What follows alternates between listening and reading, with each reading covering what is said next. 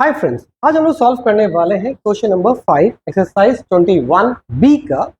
तो यहाँ पर क्वेश्चन में एलएचएस में क्या दिया है, 2 sin square a plus cos to the power 4a।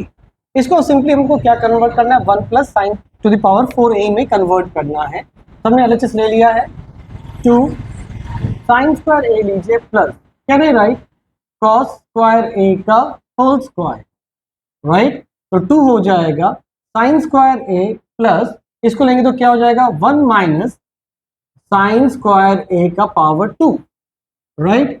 2 sign square A plus A minus B का होल स्क्वायर का फॉर्मूला क्या होता है, ए स्क्वायर प्लस बी स्क्वायर। तो साइन स्क्वायर ए का होल स्क्वायर प्लस, लेकिन यहाँ पे माइनस है तो यहाँ पे माइनस हो जाएगा 2 इंटू फर्स्ट टर्म यानी कि 1 into second term sine square ए।